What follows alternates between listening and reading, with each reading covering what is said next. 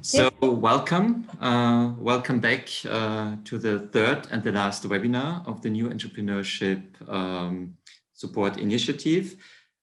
For those of you who joined for the first time, NES is a 2-year transnational project aimed at incubators, accelerators, and business support organizations to empower them to better serve the needs of refugee and migrant-led businesses, focused on Paris, London, Stockholm, Milan, Hamburg, and Frankfurt. These webinars and our panel debates here are part of the mutual learning phase of the project. Their main goal is to bring together the networks of practitioners that were built or reinforced through the previous activities of the NES project. Basically roundtables, bringing together actors to identify together needs, gaps, and the way forward. And in this step, we now want to bring together these practitioners to mutually learn from good practices and then to move into a piloting and peer learning phase to last until the end of this year. Today we have one panel. We will explore, maybe we can see the slides. We'll explore in depth how major business and economic trends in the years to come can be turned into business opportunities for migrant and refugee-led businesses. I think we have an exciting panel. We are looking very much forward to it.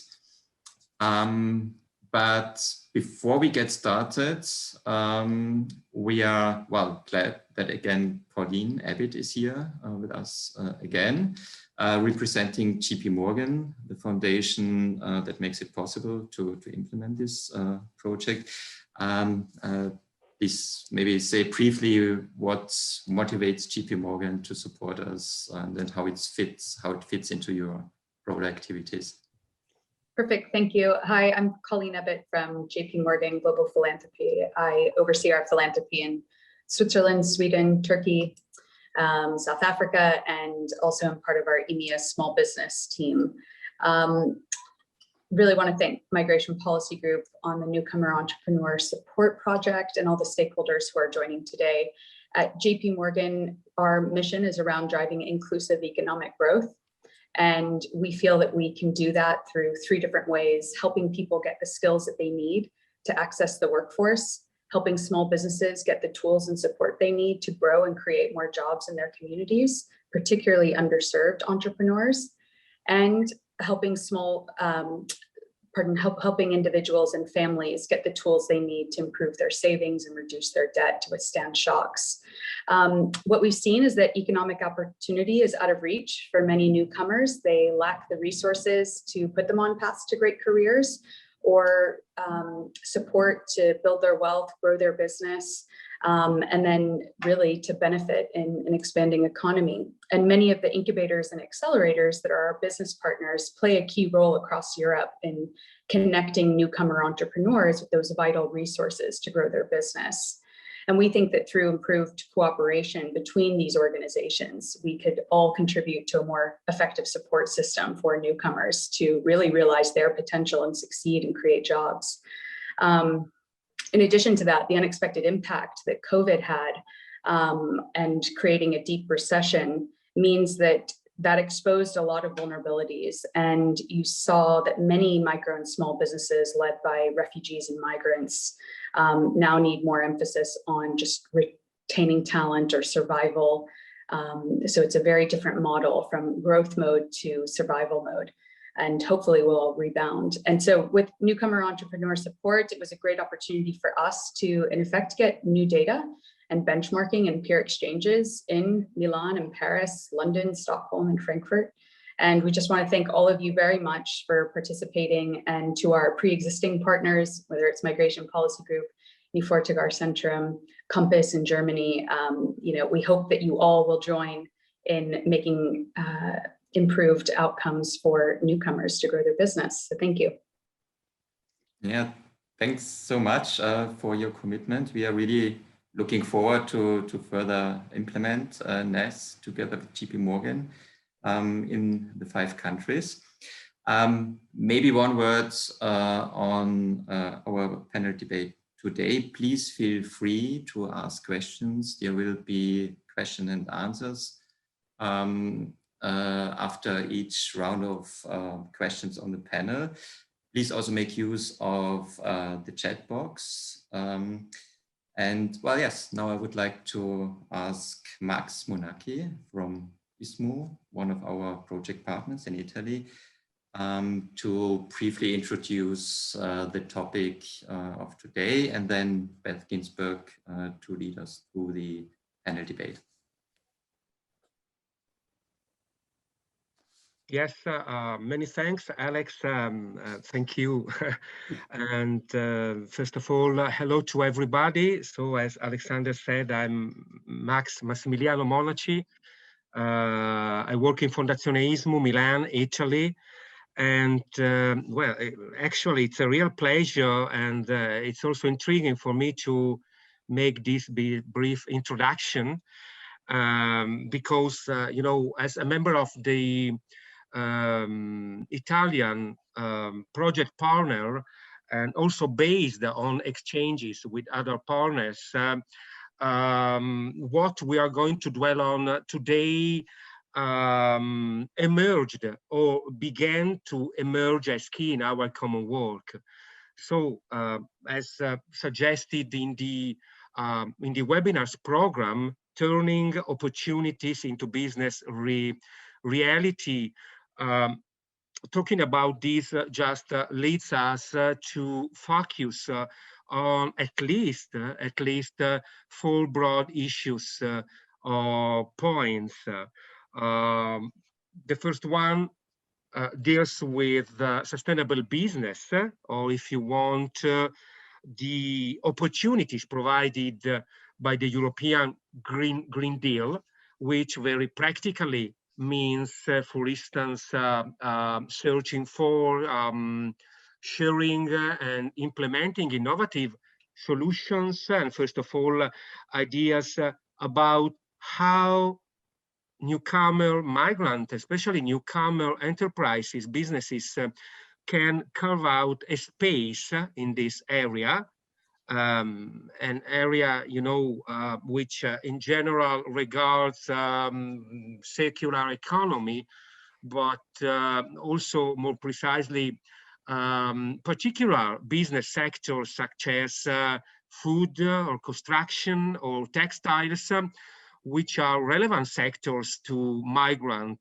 can be relevant sectors to migrant initiatives. So from this point of view, we also know that there is another important point, that is the investment pillars provided by European Union for financing the European Green Deal. So first of all, the Sustainable Europe Investment Plan, but also Next Generation EU as a recovery instrument. So it is a very important area. A second theme can be that about digital economy. Digital economy is a broad sector, or better dimension, increasingly crossing many sectors, and there is a lot to do from this point of view. I think that we have some challenges, and I'm quite sure that some of the panelists are going to delve into this point. But the first one is about you know, the challenge of promoting digitalization in newcomer businesses.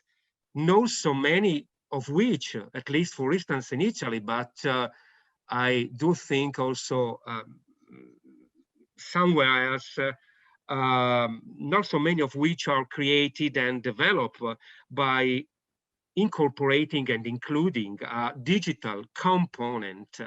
So this is a very relevant issue. Another issue that is mentioned in the webinars program relates to the so-called social enterprise. So we are talking about the possible increasing role of those hybrid forms of enterprise operating in the market with the purpose of creating social value. Here, we may find newcomer entrepreneurs directly involved through the creation of their own businesses according to this kind of commitment, which may also relate to what said before about sustainable business. But also we may talk about social enterprises, other social enterprises contributing to and playing a key role in partnerships, supporting the creation and development of newcomer startups. And I do believe that this brings us back to what discussed on Tuesday about the quality of partnerships being built, and about the importance of involving different actors in these partnerships and networks, provided with diverse perspectives, mindsets, skills, resources, through which, even more than collaborating, they co-elaborate. So co-elaborating instead of simply collaborating, co-elaborating initiatives and projects. And of course, this includes NGOs, includes third sector organizations, large enterprises pursuing a mission in corporate citizenship or community engagement, public actors, and naturally social enterprises. And finally, there is the vital point of financing. This entails the well-known basic problems related to access to credit, but especially when looking ahead and looking at new opportunities in the near future, it also leads us to place stress, to emphasize the, once again, possible increasing role of venture and risk capital in business development. So I think that we have a very rich and think program, as a matter of fact, and I think the time has come to leave the floor to the panelists. Thank you. Thank you so much. Thank you so much, Max. I really appreciated you summarizing that and getting us set for our discussion. So for those of you who don't know, I'm Beth Ginsberg. I work for the Migration Policy Group, and I'm involved in the NES project, and I feel very honored to be chairing this seminar.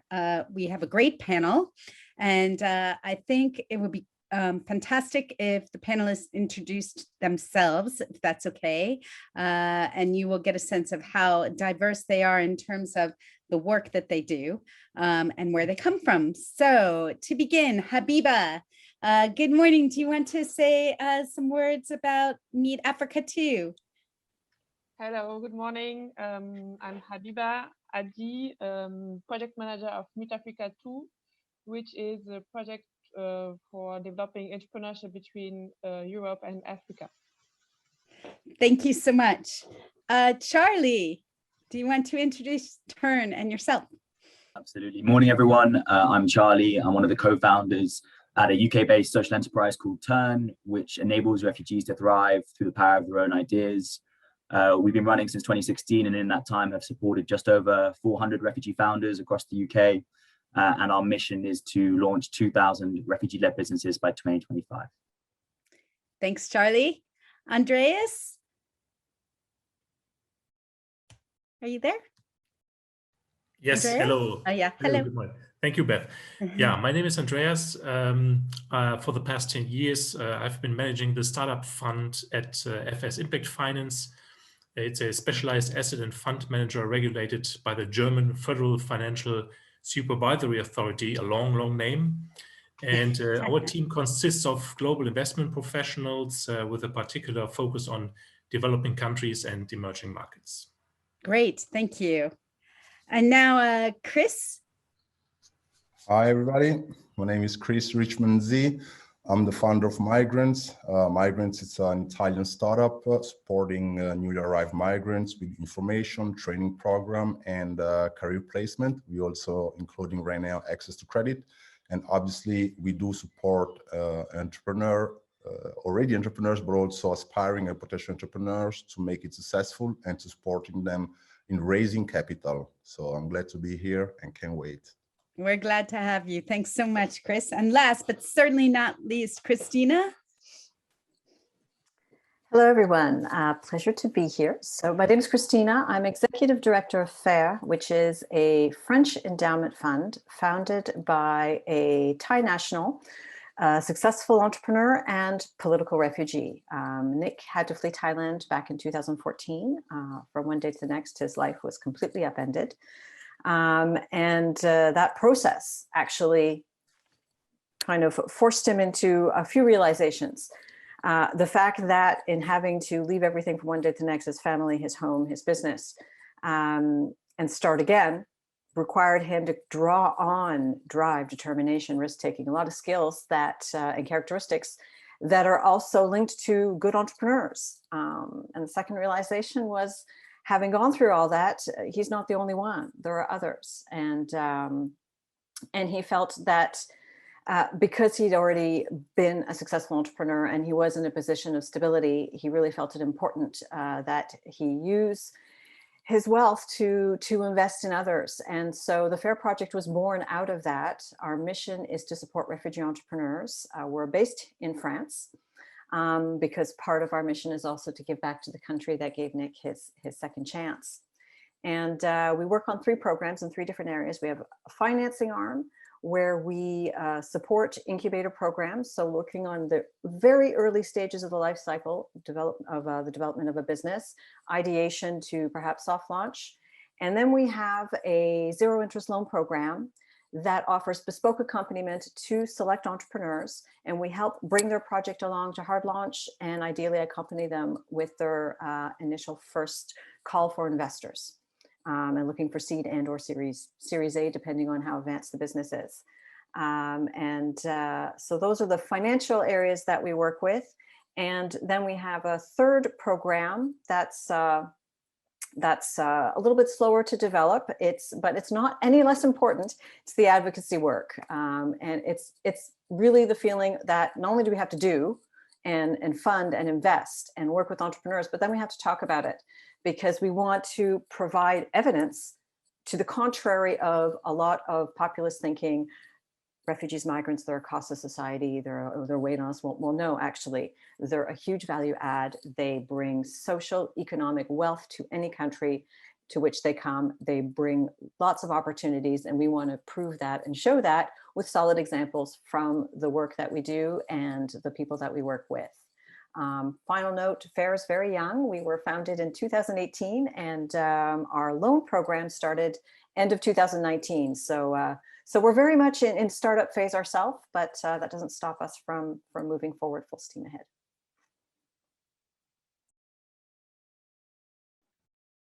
Beth, you're muted. Beth, that was a mistake. Sorry. Can you all hear me now? Thank you very much, Christina, and thank you all for introducing yourself. So we're going to get right on to the questions. Alex has said we would have Q&A after every question, but to be honest, if you're happy, I would prefer to do it at the end of asking you the questions, because otherwise we might not get to all of them. So let's have Q&A at the end, and we'll try and have some good time to do that. So the first question I wanted to ask you, and perhaps we can start with you, Habiba, is how, from your experience, how can newcomer businesses gain from emerging business sectors, such as the ones that Max has spoken about, like the Green Deal or the Green New Deal, and the digital economy. Can you provide a good example from your network? Over to you. Yeah, actually, I will more give an African perspective on this issue. Just to present a bit, Meet Africa is a project is a public project financed by the European Union and l'Agence Française du Développement, which is a French agency of cooperation, and led by Expertise France in 6 African countries. And we had actually in pilot phase in 2016, between 2016 and 2018, with 80 entrepreneurs from diaspora, from the German and French diaspora, who build businesses in their home countries. And now we are in the second phase, which is more ambitious and aims to support more entrepreneurs with in more countries and with other support services. Actually, now the evolution of the entrepreneurs that we have been supporting in the first phase is that they are struggling with this this crisis, as everyone, I think, but also in Africa, actually, we have different contexts of the situation, and now even very traditional projects are creating new opportunities in the areas that you mentioned, and even in agricultural projects, they are imagining solutions in digital forms or in green businesses. And what I can add as an analysis that we had on this entrepreneur, that we have a lot of social businesses naturally, actually, even without having a special social impact focus in the project, but there are more and more environmental, digital, and social impact projects that are taking place in between Europe and Africa. That's very good to hear and very inspiring, actually, Habiba. Thank you very much. So, Charlie, do you want to speak about the same question? Sure, Beth.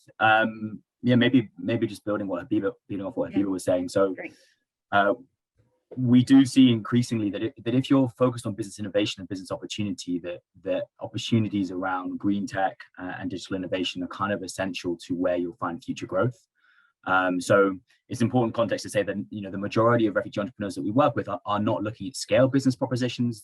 They're looking at small business opportunities that will allow them to sustain their livelihood and the livelihoods of their family and some of their community.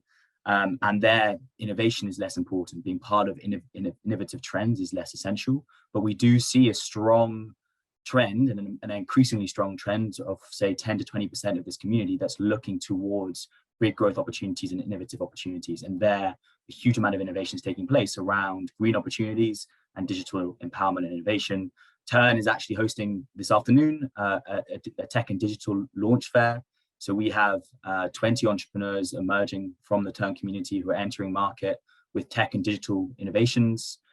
So that's sort of our new generation emerging with different solutions, many of which are looking at green solutions. An example, we have a company called Instant Pickup, which is effectively looking to be the first logistical company to offer customers the opportunity to use eco vans for logistical solutions. So hydrogen fueled vans to try and reduce air pollution on our streets, because vans are the second biggest polluters behind cars.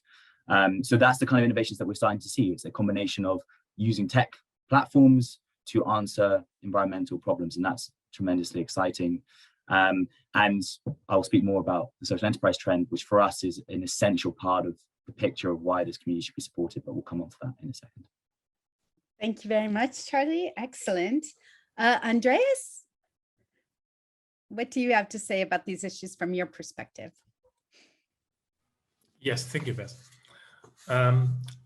So Max already talked about it. The digitization process in Germany will continue to progress, I'm pretty sure. And I would like to give you an example from the healthcare sector.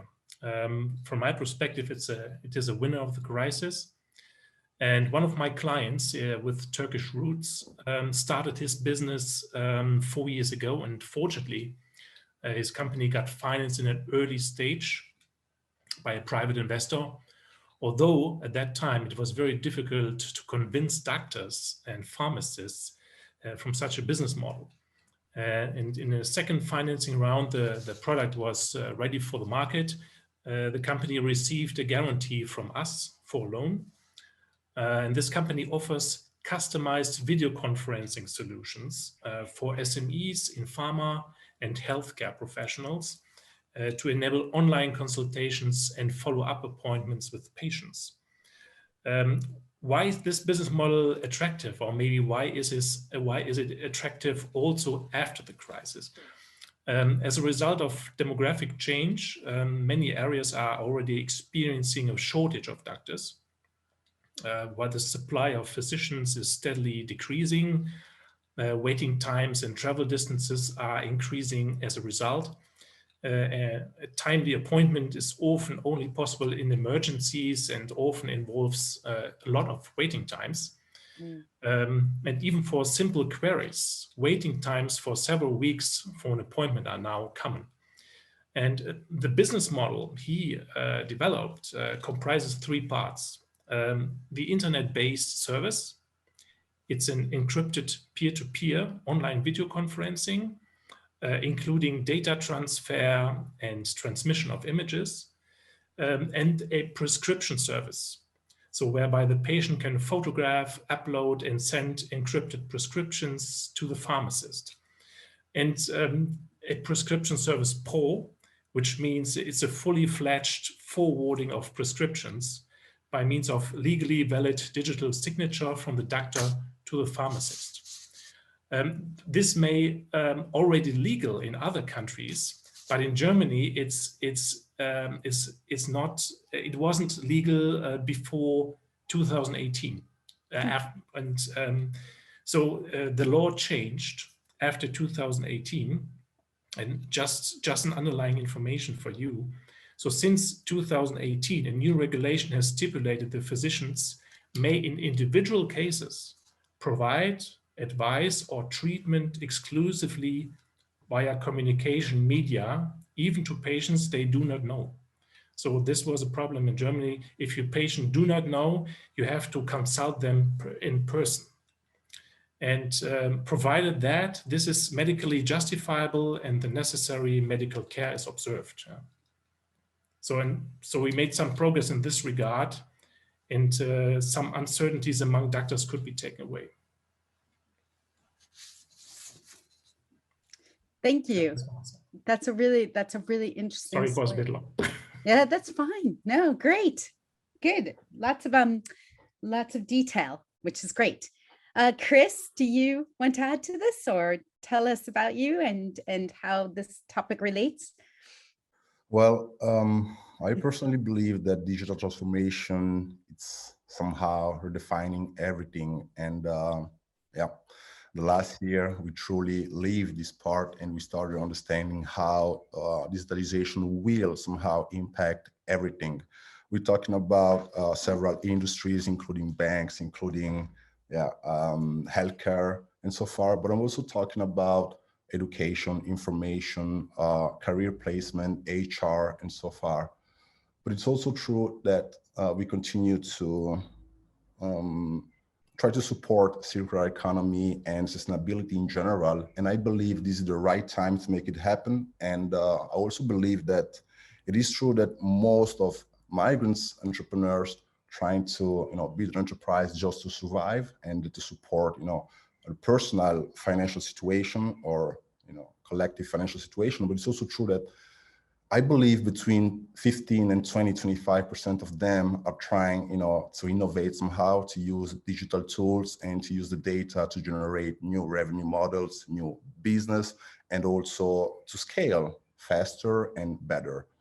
We do support those kind of entrepreneurs because we do work on technology, on data, and we're trying to support scalable and replicable businesses, and not just local businesses. But also true that compared to local entrepreneurs, migrants have this ability to see the biggest picture. So not just local business, but local businesses that can scale faster to deliver better solution and to solve international problems. So not just national problems, but also host country problems and also country of origin problems.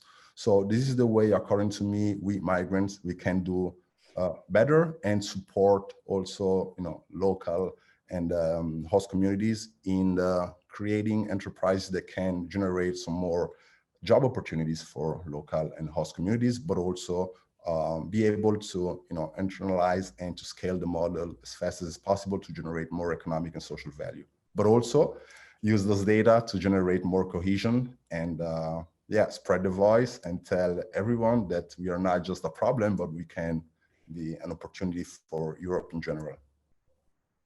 Thank you so much, Chris. Important to make those points, definitely. Christina? Actually, this is perfect. I'm going to rebound on something that Chris said. It's something we share at FAIR, in that FAIR really believes that over and above, yes, the way the world is moving, there are opportunities, digital innovation, environmental innovation. Anyone who comes up with business ideas around that is working in the direction of where the world is going. But FAIR doesn't necessarily focus on environmental social projects. We are open to all business sectors. The types of entrepreneurs and projects that we support within our loan program are those, we'll call them high economic impact, to not say unicorn. If we can find and help support and bring to fruition the next unicorns that are refugee migrant led, then yay, this is what we want to be doing. So we're looking for those types of projects. What we really feel over and above anything else, the advantage that a newcomer migrant refugee entrepreneurs bring to the table is vision. They have, not only are they bringing their skill set and their experience, but the fact of their experience, the fact that they have seen different countries operate, gives them a unique point of view and allows them to see opportunities that a local person won't see. Sometimes, you can't see the forest for the trees, you can't see what's directly in front of your face. Those are the opportunities that the entrepreneurs that we work with are finding, and I can give you a couple of examples. So one is a metal recycling business. Cow Cab is a business that has found a niche. They found their blue ocean, and they're working with small and medium businesses, and they found a sector where getting rid of metal waste is an issue, and they have found a way to make it cost effective for their clients, profitable, and they've also, by nature of the business model, they have a tech option to it. It's all managed by a platform, and they've included a social insertion aspect to the business, in that they're looking to bring an excluded population, the Roma, and get them involved and legitimized in the business of picking up the metal. And so they have found this niche market that no other French business, none of the big metal recycling, the big CAC 40 businesses, no one's seen this, and they've found this incredible opportunity that has proof of concept and is profitable. So there you go. Another one of our entrepreneurs working much more on the digital side, and so Jahan Info is a business intelligence service.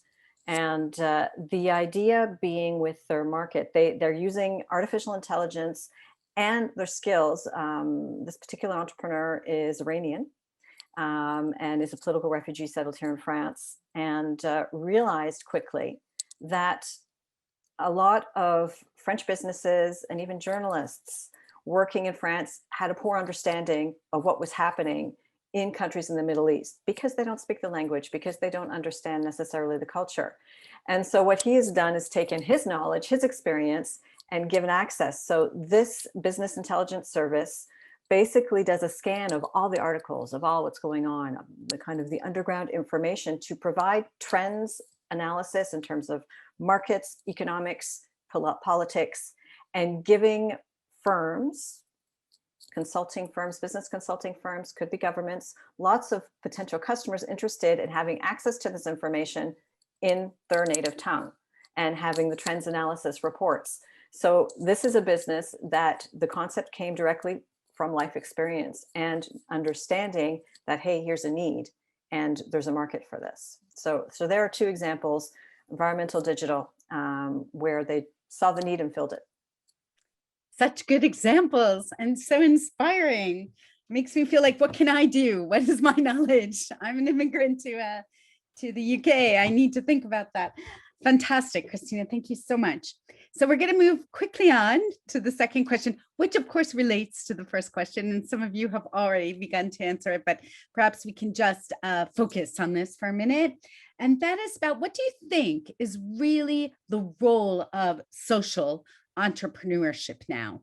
Has it changed post-COVID? Do you, looking into the future, do you think that this is really going to be something that will be focused on by migrant and refugee businesses and by the government and the world at large? Will social entrepreneurship take on a more important role post-COVID, and where would the refugee and migrant business communities fit into that? So Habiba, do you want to be the first to say something about that? Yeah, thank you, Beth. Actually, which is great with this international COVID crisis is that it made emerge new opportunities and new needs and a new way of living and new way of thinking. And this is great opportunities for social enterprises to create new businesses, and even more that I think that our responsibility now is not only to push social enterprises, but even private initiatives and non-social enterprises. And what I'm seeing more and more is that we don't even speak about social enterprise now. We don't speak anymore on just social entrepreneurship. Everyone is thinking naturally on how to resolve social problematics and environmental problems, issues that can be solved by sustainable solutions. And it is social business, but without giving the word on social business. And I think also that we have the responsibility to push those initiatives of social enterprises as programs, as public, governmental, non-governmental, or even the ecosystem. Actually, the ecosystem has the responsibility to support these initiatives and help them face this this crisis first, and build the future, this post-COVID world that we will face. And about I don't know if you already asked the question about the opportunities, but I think there is now a lot of opportunities also, even if it's difficult and very challenging to still have faith in the success of social enterprises. And I know, because I was a social entrepreneur myself in my former life. And Meet Africa is one opportunity, but there are other programs now existing, or initiatives like hackathons or events which are emerging to create facilities for social enterprises to be one of the solutions for the post-COVID world. Thank you so much. And I appreciated what you said about the whole ecosystem has to be involved in that. And also the fact that in some ways we don't think about social entrepreneurship anymore because it's becoming more of just a part of businesses. I think that's a really interesting idea. And if it's true, a very positive one, actually. So thank you. Charlie, do you want to add to that? And what do you have to say about social entrepreneurship, Charlie? Yeah.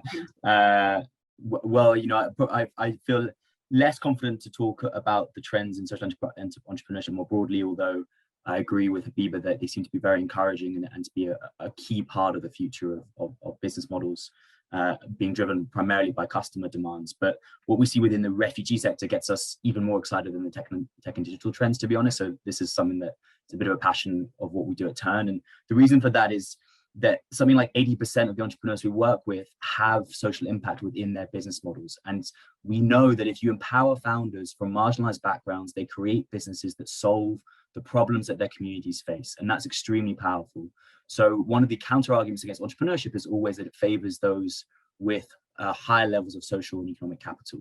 And actually what we are saying is that something like refugee entrepreneurship turns that on its head, because you're empowering innovators by experience to solve the problems within those communities, enable them to create their own solutions, and effectively to create social mobility through their own business models. And that's really powerful in terms of how can you allow this population to integrate and be included more effectively. And what we mean by that is that the social entrepreneurship models that we see are not just inclusive of their communities, so more likely to hire from refugee background individuals, more likely to serve at subsidized rates refugee clients, but also are looking to create social models that specifically solve problems that they encounter. So something like 20% of the entrepreneurs, 1 in 5 of the entrepreneurs we work with are actually setting up as social enterprises or charities. It's the second largest sector in our community behind food and beverage. And that's a very explored trend, but a really exciting one for us. And a lot of those models are looking to, say, work with mums who are going through the asylum process and who are at risk of losing their children to the foster care process, and looking to specifically answer and create connections with care services to represent the voices of refugee women as they go through that process. And that comes from this lived experience that is essential in creating business models that otherwise would not get a platform. So for us, that trend is incredibly important. It's incredibly important to be recognized and included in the COVID recovery. And that's something that we want to fight for, is making sure that ecosystems recognize that the solutions to social problems can come from communities, and we have to do our best to enable them.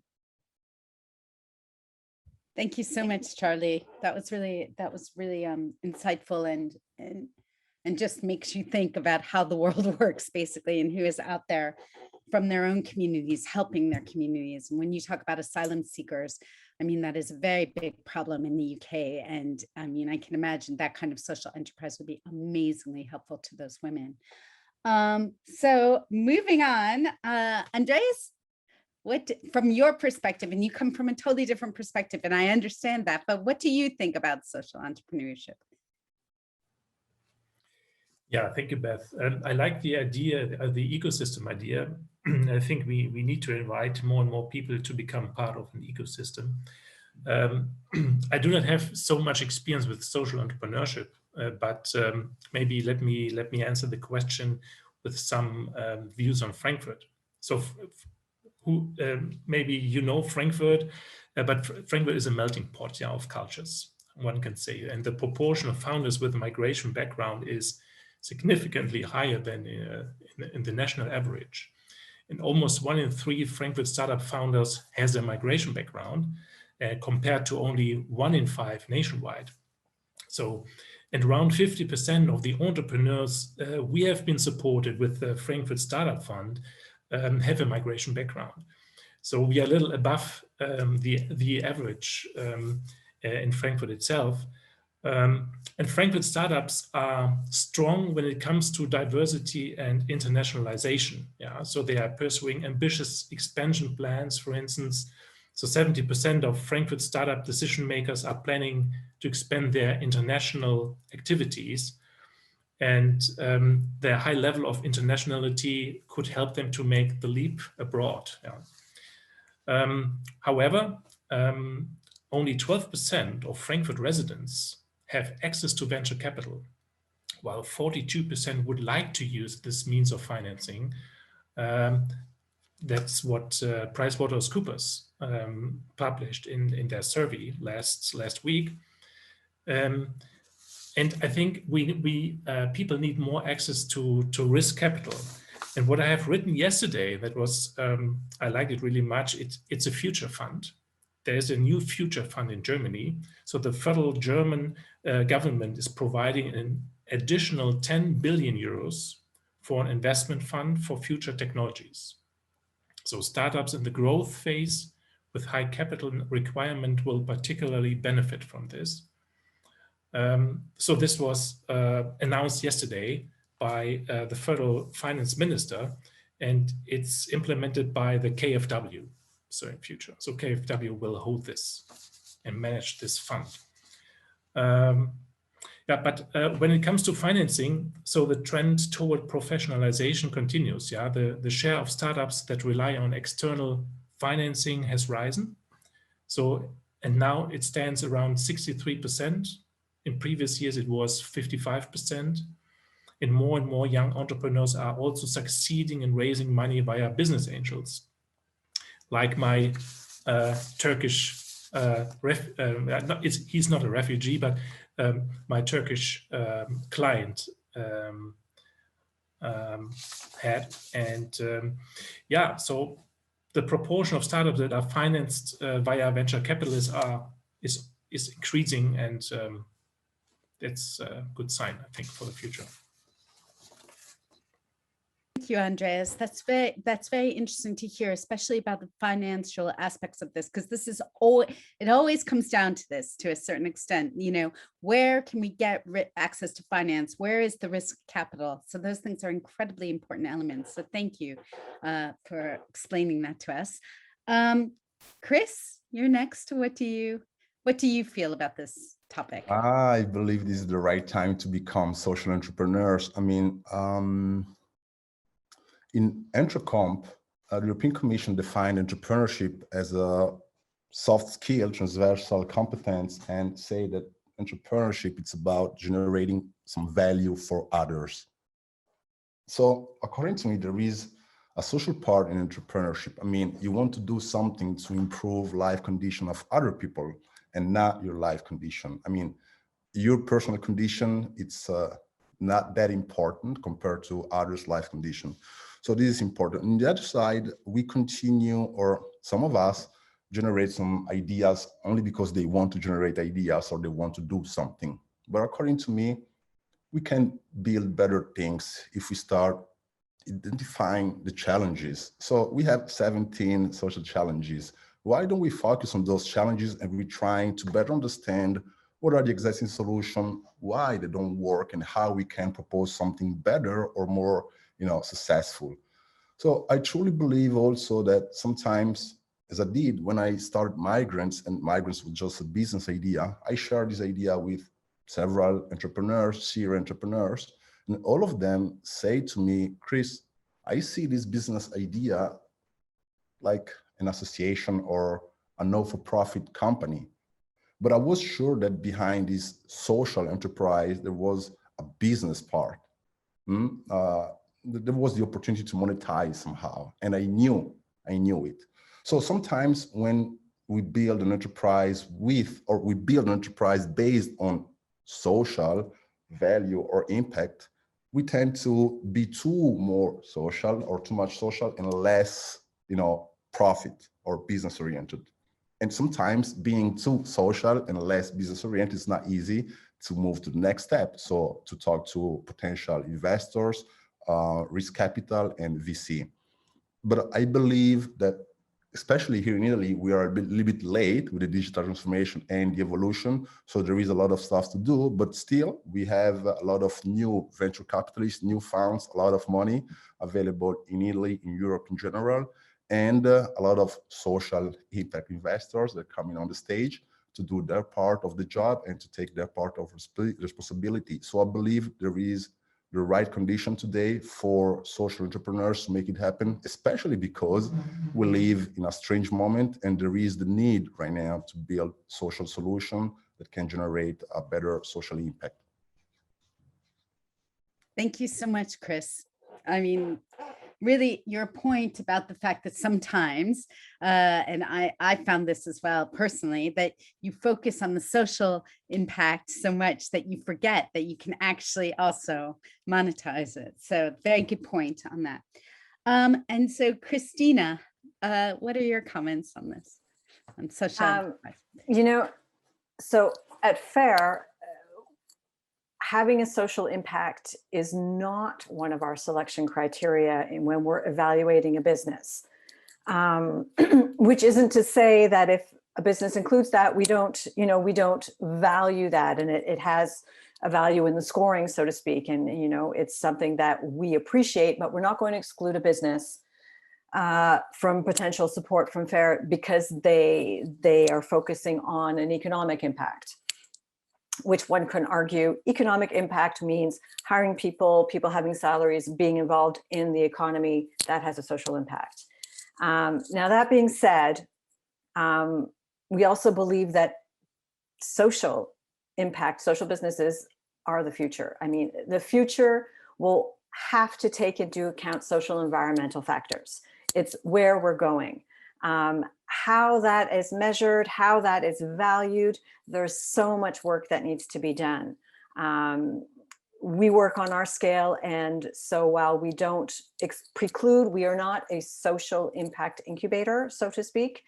There are a lot of them coming to light in France. I think, France has had a lot of social business incubators that have existed for quite some time. But there is this, and I'm going to kind of follow up on something Chris said there again, and it's this, they're not mutually exclusive. Profit and social impact, you can have both. And in fact, a successful business needs to have both. And we're looking for economic impact because that is what is going to bring the company forward. If you can include policies to ensure social impact, social integration, perfect. But we can't, there's actually a few things I want to say, and so it's all going around in my head. But it's finding the right balance in how we evaluate it. And another example, Emmanuel Faber from Danone, for decades, leading the company into a social impact revolution, is one of the first big major companies that integrated bottom of the pyramid economics. Did a fabulous job, but he's just been kicked out because not enough profits.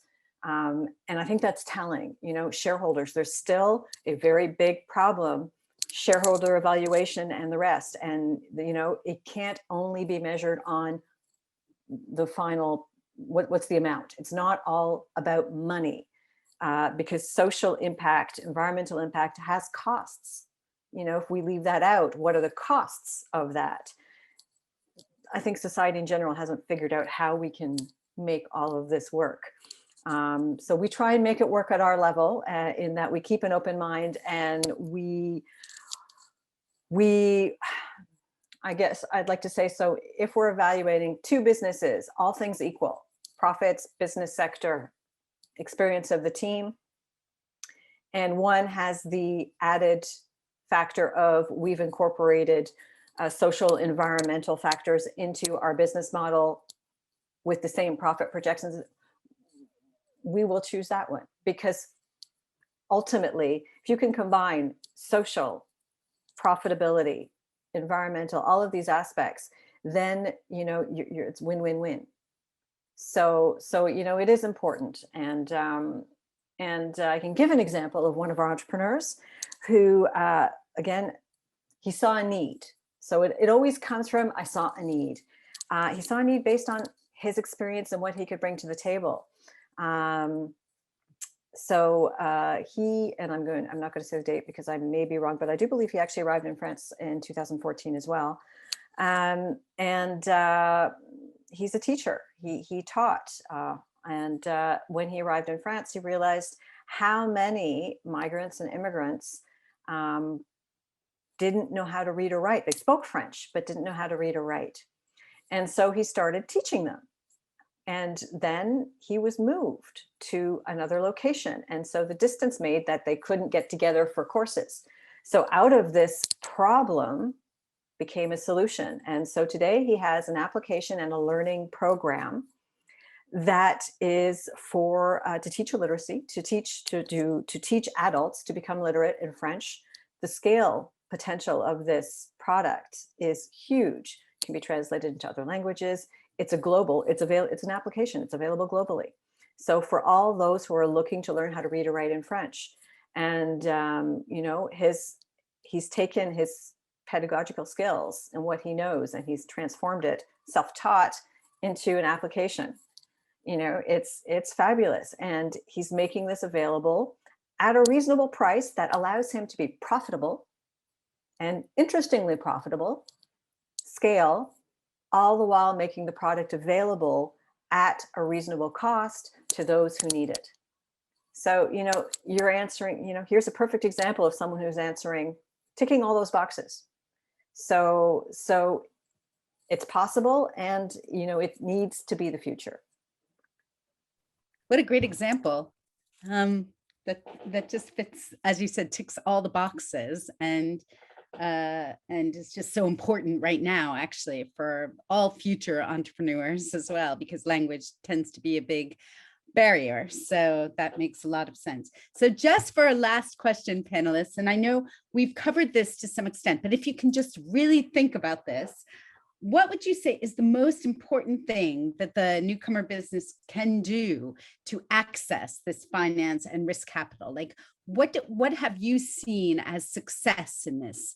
Can you give us an example of a success and maybe some mistakes that are commonly made if you have that experience amongst your community? So Habiba, do you want to say something first? Thank you. Actually, I will maybe give two different answers. One about a bit of publicity from East Africa, and another which is more personal advice. Actually, we are Mid Africa is a solution for entrepreneurs that want to access to financing, because we are developing two major activities in the program. So the program is launched since October, and it is a 3 years program with a budget of 8.5 million euros. And we have two solutions for entrepreneurs that will to access to funding. The first is the creation of a digital platform between Europe and Africa, which will summarize and give access to all the contacts, all the organizations, all the initiatives which exist to support entrepreneurs in training or also in funding. So this will be a real platform for communication and connecting entrepreneurs to this network, which is the most difficult actually to access, especially when you are a newcomer or a migrant also in Europe. But even in our beneficiaries, our entrepreneurs are from diaspora, so they are most also newcomers or from migrant roots. And the second solution is the funding. And we have more than 2 million euros that we will provide to 170 entrepreneurs to help them actually to launch their businesses in the start. So I think there are two great opportunities for the entrepreneurs to access to financing, and this first support, financial support, will actually lead them to another level of financing and equity, etc. And we will also offer support on creating connections with this network of investors and banks and other financing tools and solutions. And maybe a more personal advice on how to avoid mistakes or go on this field of financing is maybe not to be afraid of money actually, and we can be like it's a big risk actually when you go to funding and meeting investors, and it is a huge responsibility to find money for your startup or for your business, especially when you are a newcomer. You don't know what is happening, what can be possible or not, and how to manage this and how to manage the team. So it can be like really risky. And my advice would be like, why not actually and aim the moon to access to the stars. And we need more startups who take the risk of funding and access to equity and international markets, etc.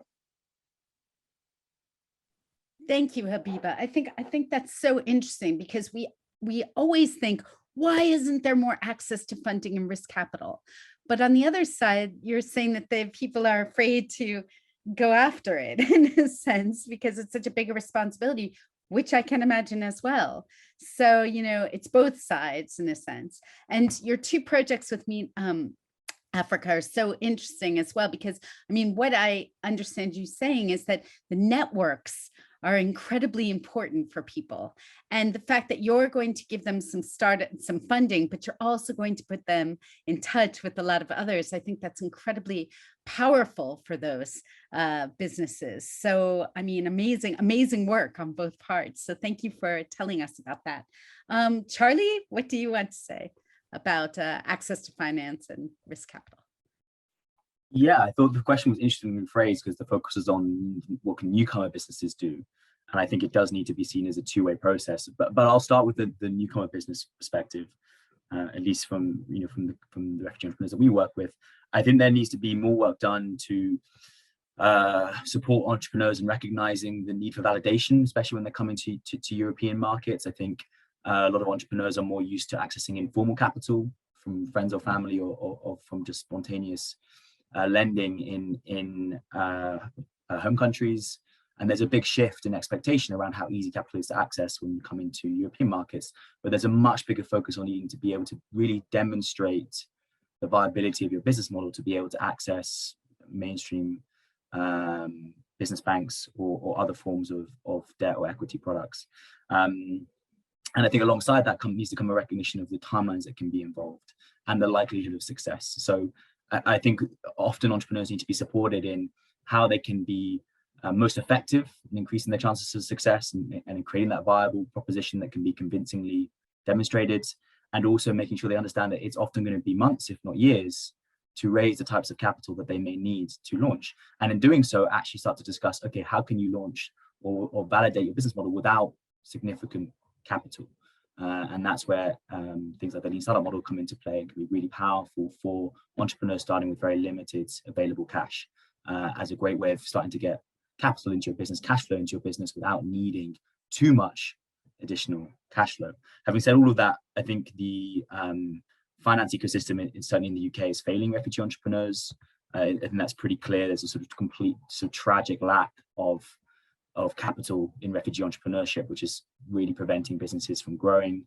And we see that at pretty much every spectrum, which is why I love what Fair do, because it speaks specifically to refugee entrepreneurs. I think we need to move beyond just saying that we have to have mainstream financial organizations that include refugee entrepreneurs and start saying, actually, we also need specific products that meet the needs of this community. I think that's a really important argument, and there are a whole set of reasons for that we probably won't have time to go into today. And those products need to be at different stages. It needs to be at a very early stage, sort of a microcredit stage, which is very different from other business communities in the UK. It needs to be then at a launch debt stage, so £10,000, around that type of amount. And then it needs to be at a growth stage with equity and scale-up financing that allows refugee entrepreneurs to scale. And at every step of the way, we see gaps in the ability for financial organizations to meet the needs of refugee entrepreneurs. So that's would be my perspective on the growth that is needed from both sides. And of course, then within that, refugee support providers have a really important role to play because they can broker those types of opportunities. And we need financial organizations to recognize that if they don't support the business support organizations, there's going to be no pipeline of opportunity. And a lot of financial organizations just want to put money into businesses and then go, where are the businesses, without realizing that they're not funding the organizations that could help create those businesses. That's such a good point, Charlie. And it's something we touched upon or tried to touch upon in the last seminar, but it's exactly this. How do you create long-term sustainability for the incubators, accelerators, and support services that are working with the refugee and migrant businesses to get them to the point where they will be able to access that kind of capital? And also, I think your point about mainstream organizations not being able to address the specific needs of the refugee population of businesses when it comes to what their needs are at various points is also a really important. I'd love to hear more about that, but we will try. Beth, very quickly, just really quick follow-on point from that. That's just okay. To say, and there's a responsibility here on the refugee support providers to make this much more clearly. You know, there's often a sort of, we put the weight on the financial organizations, but often what happens is the financial organizations will show us the demand. Where is the demand? How much is the demand? What type of products are it? And actually, it's taken a long time for the support ecosystem to get into a place where we can articulate those, but we are now there, we're getting there. So, you know, it wasn't just the fault of the financial organizations, but now we're getting to the point where it's time for change. Great, thank you so much. So, Andreas, how would you like to follow up? I know you've already spoken about this topic, but in view of what the other panelists have said, what are your comments about this? Yeah, I totally agree with Charlie and Habiba and the other speakers. There's one thing: the Corona crisis has exacerbated the problem of raising capital, of course, as venture capital houses have now concentrated on their existing portfolio for the time being. So the access to risk capital is limited at the moment. But I would say what we need in future is of course a startup-friendly climate. So we all want to remove or to reduce hurdles. That's for sure. And I would also say that we need to establish such a kind of central platform as an information networking and application tool for startups. Could this be a great support? Yeah? So it might enable orientation in the existing funding jungle. So there are so many programs or how to start the funding process. So this is sometimes, or how to start, what is the first step? And we see us as a partner in an ecosystem. And this is, I think, the most important thing. You need in existing in a vital ecosystem around you, that you can guide people to the right person.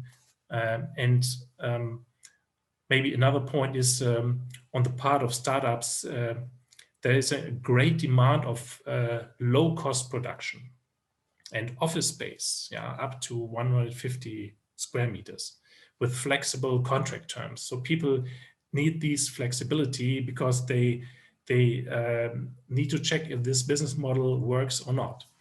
And maybe a third point is that the startup mentality and culture of experimentation should be promoted among the players in the startup ecosystem again and again, so that all become aware of people who want to get access to information, to finance.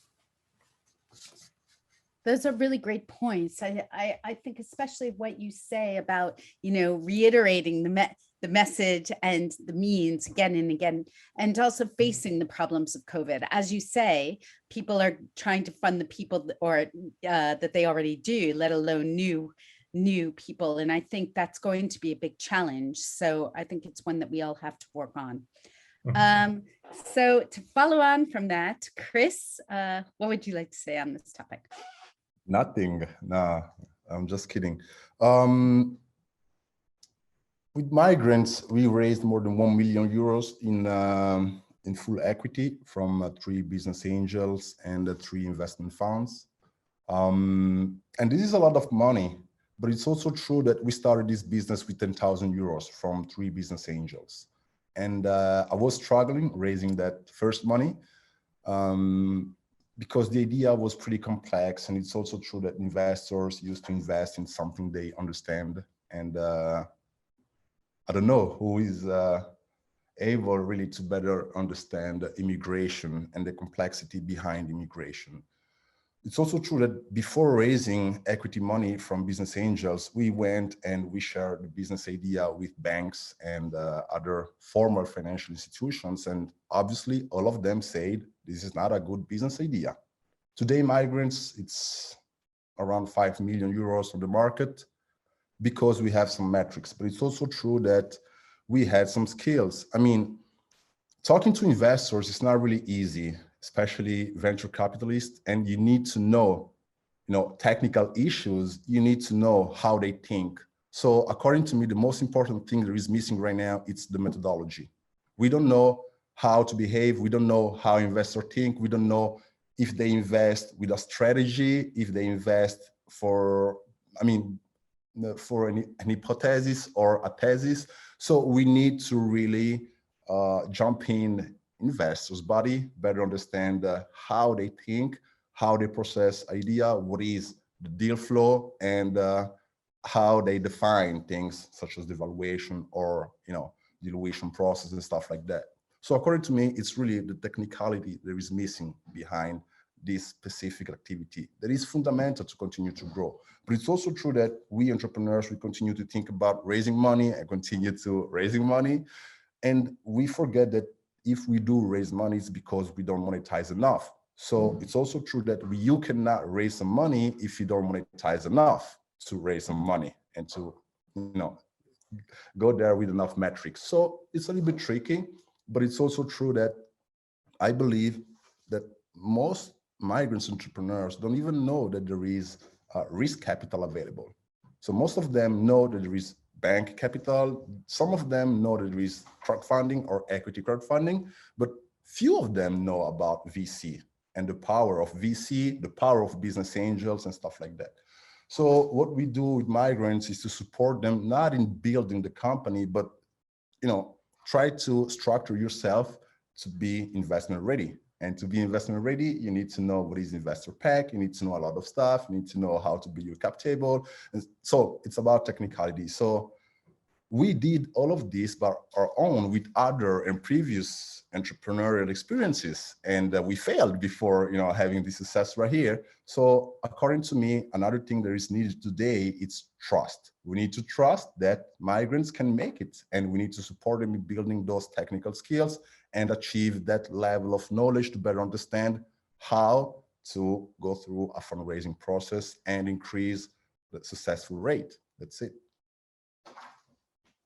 You make some really, really good points. And I think one of the most salient ones is that lack of awareness of the different ways that you can actually access finance, but also kind of putting together that puzzle of what they're asking for and how you can speak that language. And as hard as it is for small and micro entrepreneurs in general to do that, it's much harder for refugee and migrant entrepreneurs to do that because they have the barrier of of learning the communication, and it's like a world inside a world. Chris, it's hard for general entrepreneurs to raise money in general. It's harder for us for several reasons, including the fact that you cannot pretend, you don't have a piece of paper saying that you are entrepreneurs and an investor can trust you, that you will come back with a return on investment. So trust is something important. But yesterday I spoke with an investor because we're trying to match investors with entrepreneurs. And he asked me, do they have a term sheet? And I say, obviously, no, they don't have a term sheet. They don't even know what is a term sheet. That's why we hear, because this is the most extreme part. So you cannot pretend to go right there if you don't know, what is a term sheet is or other most important things. Yeah, fundamental things. Thank you, Chris. Christina, do you want to round off this question? What are your thoughts? Sure. So, agreeing with a lot of what is said, and I think from Fer's point of view, really, if there's not kind of one need or solution, everyone has to play their part. And so in terms of a funding structure that works directly with refugee entrepreneurs, our loan program isn't about, here's your money, off you go. We have bespoke support. It's coaching, it's training, it's helping them understand, because the finance world is complicated, and it's important to understand loan financing, risk capital, crowdfund, what all of these things are, where they can come into play, and how they can be used. But it's not all about what we can do. You know, the entrepreneur has to have a solid business plan. There has to be a viable business. FAIR is not going to, just because you come from a migrant, refugee background and have an idea, that doesn't necessarily mean, that doesn't tick the final box and, oh, here you go, here's some money. No, you're going to be evaluated on your business proposition. And that includes having a solid business plan. Business plan is something that we've seen that's really lacking. A business plan, it's not a budget. Your budget is part of your business plan. Your business plan is the entire strategy and reason of being for your business. It's your market study. It's your client base. It's your target audience. It's your revenue streams. It's your cost structure. It's your human resources. It's all of these things that will make your business successful. And all of that needs to be understood, because without that, what are we evaluating? You know, that's what's going to be evaluated. And further on down the road, that's what other investors are going to be evaluating. There is, you know, so there's the financing bodies and incubator structures. And it's tough because depending on what phase of the business development you're working with, you know, if it's pre-incubator, well, talking about finance, it's a bit too early. You have to develop your concept. But one of the things that FAIR is trying to do is develop training sessions that we can work with our incubator programs and with other incubator programs about the business plan, about financing, to help understand when the entrepreneur is there and starting to ask those questions. And then there's the coaching and individual support we provide to the entrepreneurs within our loan program. The third actor is the financial sector. And, you know, here's the thing, it's without again, it's not a charitable sector. The financial sector is not a charitable sector. However, there are certain bureaucratic rules, we'll put it that way, that don't take into account situations. And, you know, I do think there needs to be a systemic change. Now, this clearly isn't going to happen tomorrow. And this is something, you know, Charlie mentioned, and it's something that actually we're both members of the Refugee Entrepreneurship Network. And it's something that's been discussed within that network of all ecosystem actors across the globe.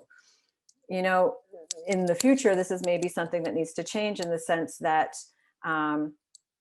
it's not all black and white. And some of the things, for example, FAIR, for an entrepreneur, we don't require that they don't have to bank at a mainstream bank. We understand that not all of them can bank at a mainstream bank because of their refugee status, because of their country of origin. The financial sector has certain stopgaps, we'll say, in place that block them. And that's an unfair disadvantage. We're not going to penalize them for that unfair disadvantage, but it does exist. What we can do to counter that, that's a tough call. You know, today, we have to be realistic. One organization is not going to change the entire banking industry. You know, this is a longer term working, finding the right people and the right structures.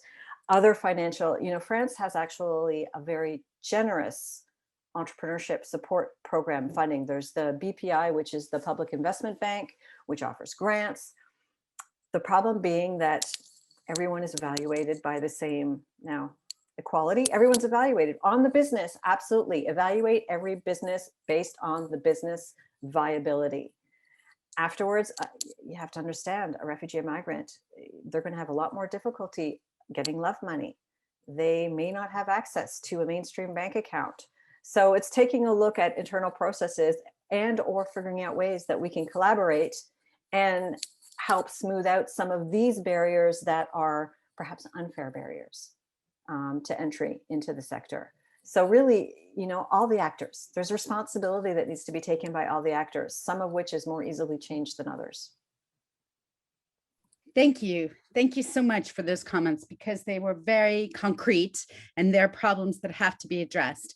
I want to thank everyone on this panel. I know I've grilled you, I'm sorry, but we've gotten some really great information. I feel badly because we only have 8 minutes left in the session, and we want to have time for a summary, and we want to have time for the close to tell you what we're going to be doing next.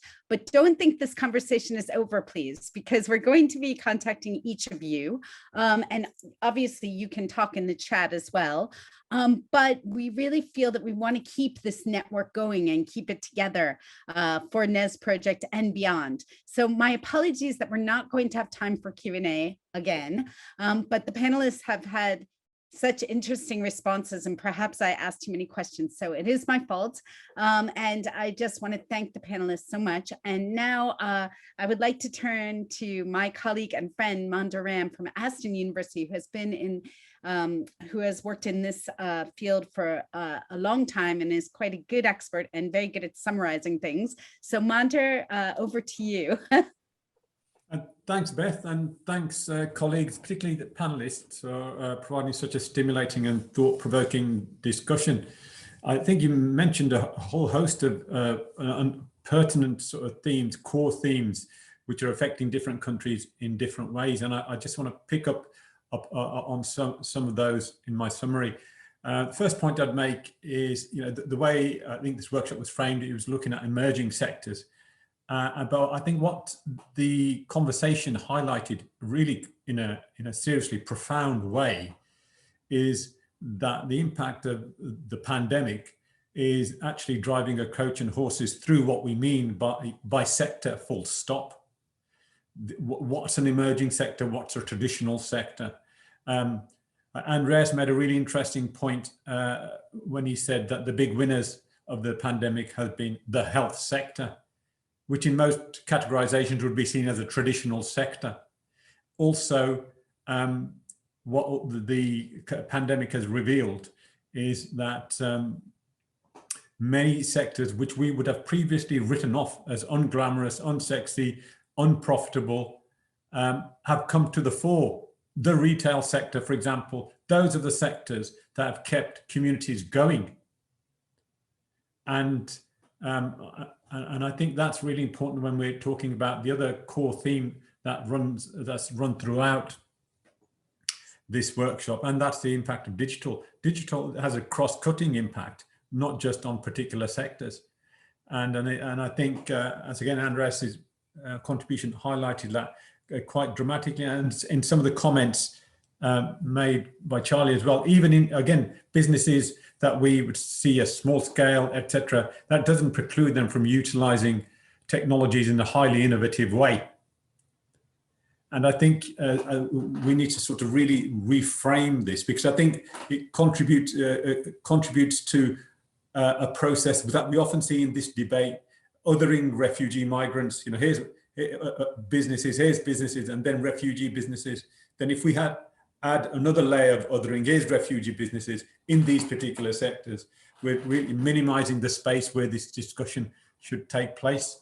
So I think that would be my first point. My second point is that, again, another dichotomy which I think is too sharply drawn, and that's between sort of social enterprise and traditional enterprise. Charlie made the point about the social value of refugee and migrant businesses. There's a stack of, we've done a stack of research that highlights that too. Refugees, migrants, they have traditionally located in deprived areas. Often they've revised and revived those deprived areas. Often they create new products. They bring in new ways of working. Just because they're very small, that doesn't mean they preclude them from having international links. So economic firms create social value, and some of the smartest entrepreneurs I know and acutely financially minded are in the social enterprise sector. So, how do you, how that distinction again is often too sharply drawn. And the other point I would make here, and this is what we found in some of our projects, and maybe this reflects a point that one of the colleagues made, I think I think it was Christina, the motivation for starting up the fund from the founder starting up the fund was his own experience.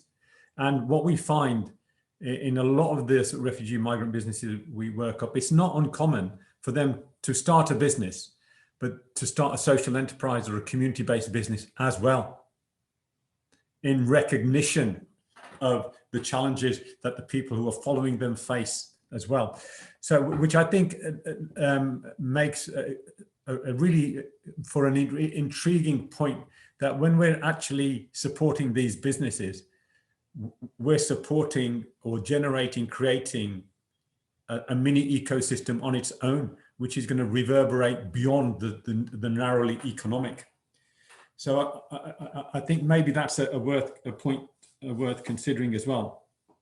And my final point is again the interesting point about finance, which we know is a perennial issue in this particular space, and it's a massively difficult issue because I suspect, because of the heterogeneity of what we're talking about, the diversity of what we're talking about, I suspect the clients that Andreas works with are hugely different from those that Charlie works with, right? Andreas sort of mentioned that 12% of refugees of his customer base were interested in venture capital. That would be a remarkably high figure for all small firms, let alone migrant firms in the UK, because most small firms don't use venture capital. And I think in the debate, again, we have to be very careful. These innovative financial solutions in the venture capital space are fantastic, and they're much needed for particular types of migrants and refugees who are able to mobilize them and utilize them. I suspect they aren't the majority of migrants and refugees who are in need of innovative solutions to finance. And I think the point that Charlie made is really important about bespoke offers. Because of the heterogeneity, we really do need to be much more granular and calibrated in terms of the financial responses. There's a big debate going on in the UK now about access to finance and migrant and refugee and ethnic minority businesses. And the government are going to, the number 10 Commission on Race and Equality, are going to report in a few weeks. But there are major challenges because the gap between the mainstream providers and the networks and refugees is considerable. I mean, there's great organizations like all of yours and sort of Turn in the UK who are doing something about it, but it's still a massive gap. It's still a huge gap. And, you know, that speaks again to the importance of having a much stronger ecosystem where these gaps are revealed, and where I think a much more permissive and facilitative approach to policy making is sort of encouraged.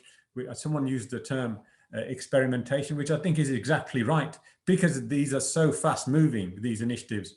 You know, sometimes even policymakers need to take a risk now and again. And I think in this space, it's particularly opportune now. We've got a pretty solid evidence base, the work that Turn have been doing in the UK and indeed others, ACH, who I work with very closely. There's an evidence base from academic research, but also solid practitioner organizations like Turn and ACH and others, and who are being evaluated as we speak, right? There's an evidence base from which we can draw on to promote innovative solutions, financial solutions, which get around some of the structural challenges that have been really well documented. So, so thank you again for allowing me to listen to what has been a fascinating conversation, and I hope we can develop these points in future meetings too. Thanks, Beth. Thanks so much, Mandar, as usual, for summarizing. So now Alexander from MPG is going to close the session and tell you what the next steps are. Yeah, thanks, Beth. So very quickly, we are running late. First of all, there will be a handbook for practitioners produced until the end of May in the project. This handbook will include the conclusions from our webinar discussions. It will include the good practices that were featured in these panels, with more in-depth information about factors of success, way of operation, etc. It will include the synthesis of the needs analysis that has been done in the 5 countries. There will be a specific toolkit on the model or approach pursued by NFC, our Swedish partner in supporting migrant businesses. The webinars have been recorded. They also will be available from the website as a learning resource. And as I said in the beginning, there will be pilot actions implemented in the 5 countries. We will select them in the coming weeks. And these will be linked to, well, good practices and models in the NES network. And everyone who is interested will have the opportunity to join a peer learning process around the implementation of these pilot actions, which basically will be 2 or 3 online meetings with learning and leading organizations. More information you will find on the NES website, in a NES newsletter, to which you can also subscribe on the website. And then there will be a follow-up email to all participants, again, explaining all these things. So we really hope to stay in touch with you and further build these networks. So thank you again, everyone, for listening in and participating. A big thank you to all panelists and your great contributions. Thank you, Monda, for your excellent summaries.